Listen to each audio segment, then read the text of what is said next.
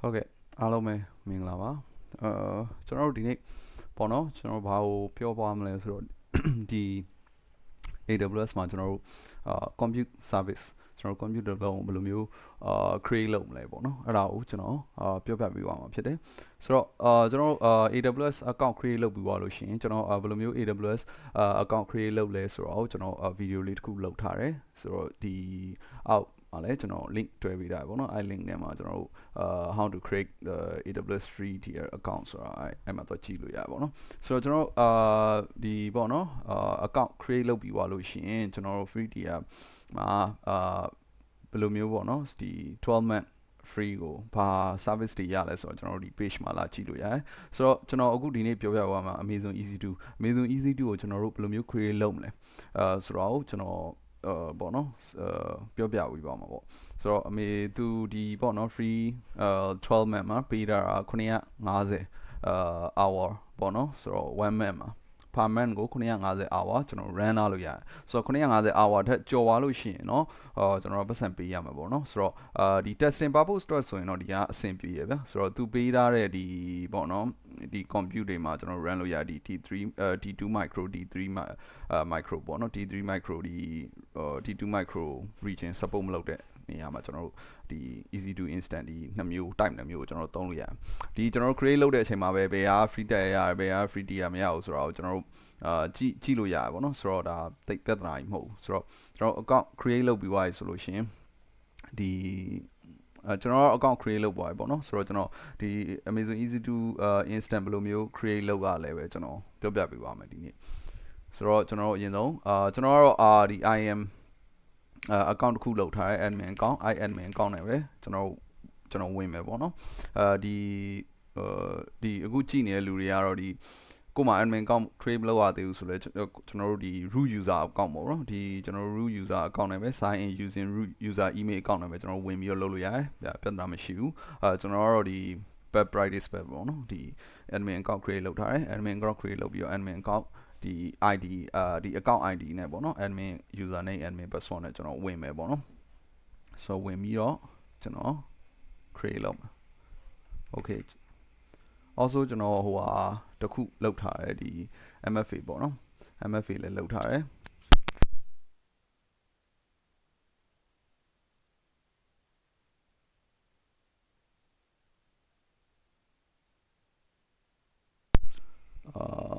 sorry ကျွန်တော်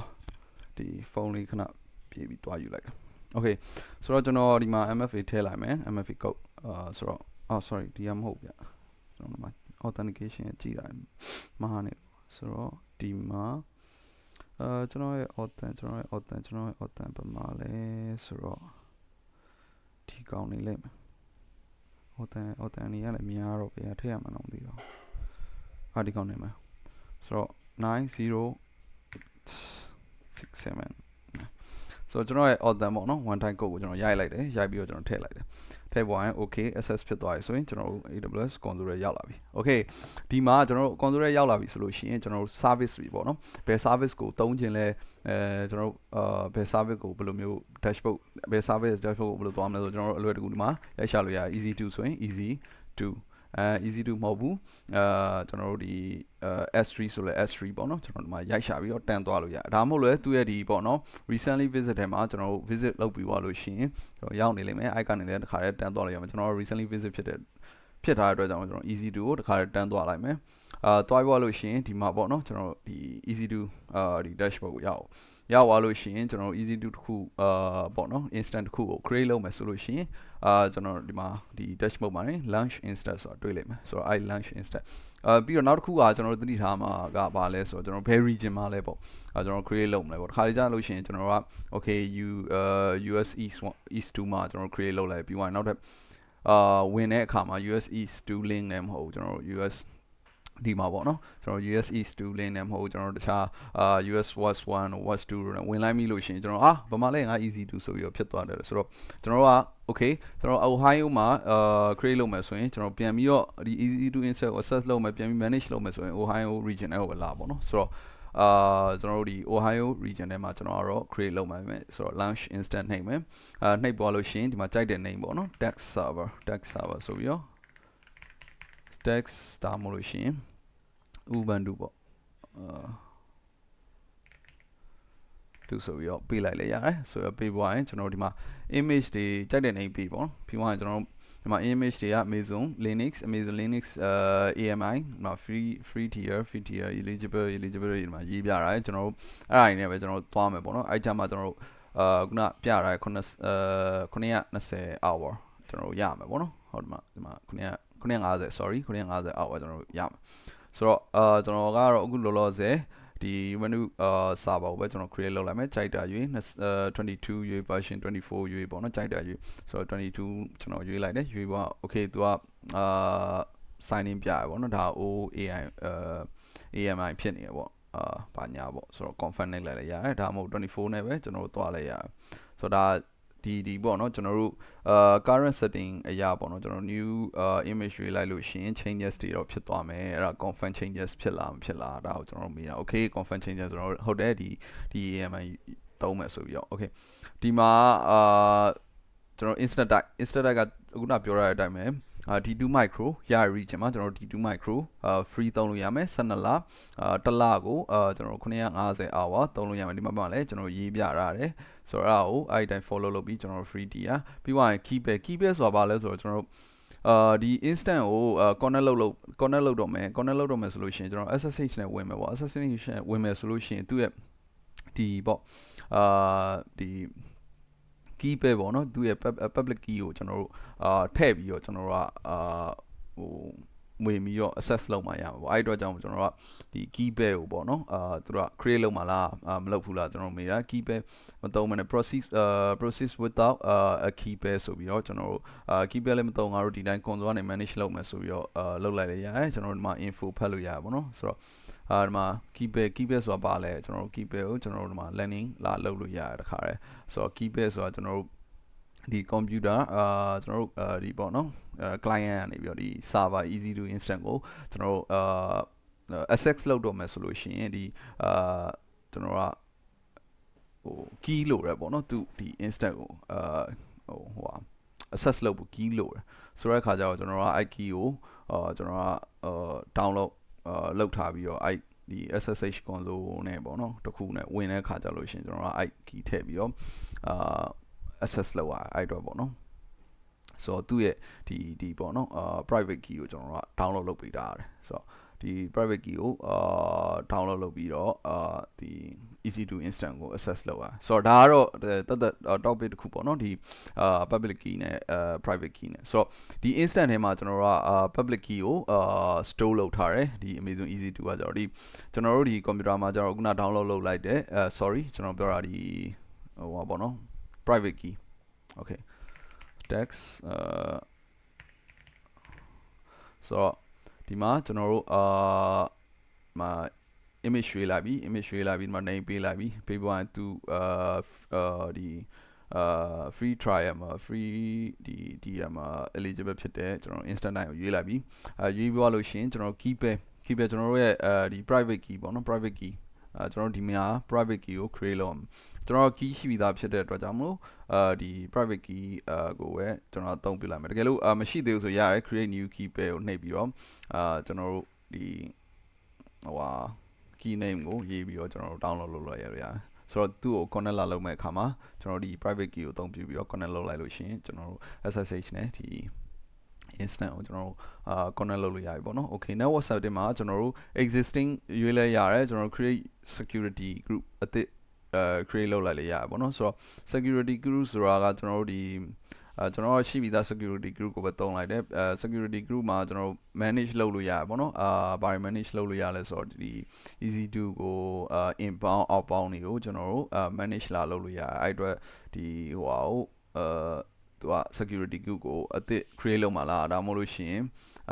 အသစ်လုပ်မှာလားပေါ့နော်ဒါမှမဟုတ်အဟောင်းမဲ့သုံးမှာလားဆိုပြီးသူတို့လာမေးရဆိုတော့ဒီမှာကျွန်တော်တို့ဒီဘယ် port တွေကိုပေါ့နော်ဘယ် port range တွေကိုကျွန်တော်တို့ကဒီခွင့်ပြုမယ်ခွင့်မပြုဘူးဆိုတော့ဒါမျိုးတွေကိုကျွန်တော်တို့ဒီမှာလာပြီးတော့ ဒီ security log group မှာလာပြီးတော့ကျွန်တော်တို့ config လုပ်အောင်ပေါ့နော်ဆိုတော့အဲ့အတွက်ကိုကျွန်တော်တို့ဒီမှာမေးတာဆိုတော့ကျွန်တော်ကတော့ရှိပြီးသားဖြစ်တဲ့ကြောင့်ဒီရှိပြီးသား security group ကိုပဲအသုံးပြုလိုက်မယ်ပေါ့နော်ဒါကတော့ storage ပေါ့နော် storage မှာသူရေးပြတာရတယ် free tier မှာ eligible customer can get up to 3 gig ပေါ့နော် 3GB ထိကျွန်တော်တို့SSD ဒီသုံးလို့ရတယ်ပေါ့ဆိုတော့ okay အခုလောလောဆယ်ကတော့ကျွန်တော်တို့ဒီ8GB ပဲကျွန်တော်ထားလိုက်မယ်တိတ်ဘာမှဟိုလိုအပ်သေးဘူးဆိုတော့ဒီ advance မှာကျွန်တော်တို့ advance ပေါ့နော်advance system မှာကျွန်တော်တို့လိုအပ်သလိုကျွန်တော်တို့ configure လုပ်လို့ရတယ်ဆိုတော့ဒါတွေကျွန်တော်သေးစိတ်ကျွန်တော်မပြောတော့ဘူးပြီးမှကျွန်တော်တို့ user data မှာလည်းကျွန်တော်တို့ easy to instant setup လုပ်လိုက်တာနဲ့ဘယ်ဟာတွေ install လုပ်မယ်ဆိုပြီးတော့ကျွန်တော်တို့ဒီမှာသတ်မှတ်ပြီးလို့ရတယ်သတ်မှတ်ပြီးတော့ကျွန်တော်တို့run လို့ရတယ်ပေါ့နော်ဒီ instant ကိုlaunch လုပ်လိုက်လို့ရတယ်ဆိုတော့for example ပြောကျွန်တော်တို့ဒီ easy to instant တခုsetup လုပ်ပြီးွားရတယ်ကျွန်တော်တို့ဘာ command တွေဘယ်ဟာတွေအရင်ဆုံး run မလဲပေါ့ဒါမျိုးတွေပေါ့နော်ဒါမျိုးတွေကိုကျွန်တော်တို့ဒီမှာလာပြီးတော့သတ်မှတ်ပြီးလို့ရတယ်ဥပမာ sudo apt get update ဆိုပြီးတော့ဒီ package တွေဟို update လုပ်လိုက်တဲ့ဥစ္စာမျိုးဒါမျိုးတွေကျွန်တော်ထည့်ပြီးတော့ဒီမှာလည်းတစ်ခါတည်း run ပြီးရလို့ရတယ်အဲ့ခါကျရင်ဒီ easy to ကready ဖြစ်သွားတယ်ကျွန်တော် ready to use အသုံးပြုလို့ရတယ်ပေါ့နော်ဒီမှာကျွန်တော်တို့အကုန်လုံးရေးပြီးတော့တစ်ခါတည်းဒီ instant ကိုကျွန်တော်တို့ကset up လုပ်ပေးလိုက်လို့ရတယ်ဆိုတော့ဒါမျိုးတွေကျွန်တော်တို့လုပ်လို့ရတယ်ဒါမှမဟုတ်လို့ရှိရင် user data ကိုကျွန်တော်တို့file တစ်ခုပေါ့နော် file တစ်ခုအနေနဲ့ရေးထားပြီးတော့ထည့်ပြီးတော့ file နဲ့ run လဲရဆိုတော့ဒါကတော့advanced DD ပေါ့နော် advanced setting တွေကျွန်တော်တို့သတ်မှတ်တာဆိုတော့ UU တနေ့ကတော့ဒါမျိုးကျွန်တော်တို့ create လုပ်ပြီးတော့instant ကိုကျွန်တော် create လုပ်လိုက်လို့ရတယ်ဆိုရင်ဒီ instant က ready ဖြစ်သွားပြီသူဒီမှာဆိုရင် okay ဒီမှာ running မရှိသေးဘူးပေါ့နော်ဘာဖြစ်လို့လဲဆိုတော့ကျွန်တော်တို့ instant ကအခုမှစပြီးတော့ initiate လုပ်နေလို့ဆိုတော့အဲ့မှာကျွန်တော်တို့ running ဆိုပြီးတော့running ဆိုပြီး filter လုပ်လိုက်ကျွန်တော် running ဒီ instant ကျွန်တော်တွေ့ရမယ်ဆိုတော့အခုနဘယ်လောက်မှမကြောက်ဘူး ready ဖြစ်သွားပြီကျွန်တော်တို့ဒီ instant ကိုအသုံးပြုလို့ရပြီပေါ့နော်ဆိုတော့ဒီမှာ status ကတော့ checking လုပ်နေ initializing လုပ်နေတော့ဆိုတော့ပြီးသွားရင်သူဒီမှာ check that ဆိုပြီးပေါ်လာနိုင်မယ်ပေါ်လာပေါ်ရင်ကျွန်တော်တို့ဒီ easy to instant ကိုကျွန်တော်သုံးလို့ရပြီပေါ့နော်ဆိုတော့ဒီ easy to instant ကိုကျွန်တော်ဘယ်လိုမျိုး connect လုပ်လို့ရလဲဆိုရင်ကျွန်တော်တို့ဒီ server ပေါ့နော် UNO server ဘယ်လို connect လုပ်လို့ရလဲဆိုတော့ဒီထဲဝင်ပြီးတော့ connect ဆိုပြီးတော့လည်းတခါနှိပ်ပြီးတော့ကျွန်တော်ဝင်လို့ရတယ်မဟုတ်ဘူးကျွန်တော် connect ဒီကနေ connect မလုပ်ဘူးကျွန်တော်တို့မှာတက် software ရှိရပေါ့နော်ဥပမာ booty ဒါမှမဟုတ်ရှင် mobile ဒီ mobile string ပေါ့နော်ဆိုရက်ဒီ software ရှိရဆိုရင်ကြိုက်တဲ့ software အသုံးပြုပြီးတော့ကျွန်တော်တို့ဒီ public IP address ကို copy လုပ်ပြီးတော့ကျွန်တော်တို့ connect လုပ်ပြီးတော့တခါရယ်ဟိုလုပ်လို့ရတယ်ဒီ user name ကတော့ un2 ပဲပေါ့နော်သူရဲ့ user name ကတော့ဆိုတော့ဒီမှာ advanced SSD setting မှာကျွန်တော်တို့ခုန download လုပ်ထားတယ် key ohio key ကိုကျွန်တော်တို့ထည့်ပေါ့ဒါကတော့ကျွန်တော်ရှိပြီးသားမဟုတ်လို့ ohio ဒီ key ပဲဆိုပြီးတော့ကျွန်တော်ထည့်လိုက်တာပေါ့နော်ဒါကတော့အခုကြည့်နေတဲ့လူတွေကတော့ကို create လုပ်လိုက်တဲ့ key name ပေါ့နော် i key name ကိုထည့်မယ်ထည့်ပွားလို့ရှင် okay လုပ်လိုက်မယ် okay လုပ်ပြီးတော့ connect လုပ်လိုက်တာ ਨੇ accept လုပ်ပါမယ်ပေါ့နော် accept လုပ်ပြီးတော့connect လုပ်လိုက်တာ ਨੇ ကျွန်တော်တို့ဒီ instant ကိုရသွားပြီဆိုတော့ကျွန်တော်တို့စပြီးတော့ဒီ Linux Ubuntu instant လေးကိုစပြီးတော့အသုံးပြုလို့ရမယ်ဆိုတော့ yeah ကျွန်တော်တို့စပြီးတော့ပေါ့နော်အသုံးပြုလို့ရပြီပေါ့အခုနကကျွန်တော်တို့ဒီမှာဒီ user data မှာမထည့်တာဘူးထည့်ထားတဲ့ဥစ္စာမျိုးဒီမှာလည်းuser data မှာမထည့်တာဘူးဆိုလို့ရှိရင်ကျွန်တော်တို့ဒီမှာပြန်ပြီးတော့ menu တွေပြန် run ပေးရမှာပေါ့နော်တကယ်လို့ user data မှာထည့်ထားမယ်ဆိုလို့ရှိရင်ဒီ sudo apt get update ကိုထည့်ထားလိုက်တာ ਨੇ ကျွန်တော်ဒီ instant တက်လာပြီးွားတယ် instant i command စ run ပြီးဒီပုံစံအတိုင်းစ run ပြီးတော့သူဟိုလောက်သွားမှာ setup လောက်သွားမှာဆိုတော့ဒါမျိုးပေါ့နော်ကျွန်တော် configure လုပ်လိုက်ရဟုတ်ကဲ့ဆိုတော့ဒါပါပဲကျွန်တော်တို့ဒီinstant တခုပေါ့နော်လွယ်လွယ်ကူကူဒီ AWS မှာဒီ cloud မှာကျွန်တော်တို့လွယ်လွယ်ကူကူ setup လုပ်လို့ရတယ်ပေါ့နော် setup လုပ်ပြီးတော့ကျွန်တော်တို့LAN လုပ်လို့ရတယ်ဆိုတော့ဟုတ်ကဲ့စမ်းကြည့်ကြပါပေါ့နော်ဆိုတော့တခြားဒီမှာသူ့ရဲ့ monitoring status တွေ CPU utilization ဘယ်လောက်လဲပါညာကျွန်တော်တို့ဒါကိုဒီ cloud watch မှာဟိုကလုပ်ပြီးမှကျွန်တော်တို့ကြည့်လို့ရတယ်ပေါ့နော် ဆိုတော့ဒီမှာသူရဲ့ tag တွေတွေ့တာကျွန်တော်တို့ဘာ tag မှမတွေ့တာပေါ့နော်ဆိုတော့ storage ခုနကျွန်တော်ရွှေ့လိုက်တဲ့ storage ပေါ့နော်ဆိုတော့သူရဲ့ align တွေ status တွေကဘာတွေလဲကျွန်တော် detail ဘာတွေလဲကျွန်တော်တို့ဒီမှာလာပြီးကြည့်လို့ရတယ်ပေါ့နော်ဟုတ်ကဲ့ဒီမှာဆိုလို့ရှိရင်ကျွန်တော်တို့ခုနသုံးလိုက်တဲ့ဒီ private key ဒီမှာသုံးလိုက်တဲ့ key ဆိုသူပြတာတယ်ဆိုတော့ဒီမှာသူအကုန် detail ပြတာပေါ့နော်ဟုတ်ကဲ့ပါဆိုတော့ okay ဆိုတော့အားလုံးပဲအဆင်ပြေကြမယ်လို့ထင်ပါတယ်ဆိုတော့စပြီးတော့ဒီ AWS cloud ပေါ်မှာ instantly create လုပ်ကြည့်ပြီးတော့စမ်းကြည့်ကြပါလို့ဟုတ်ကဲ့ပါကျေးဇူးတင်ပါတယ်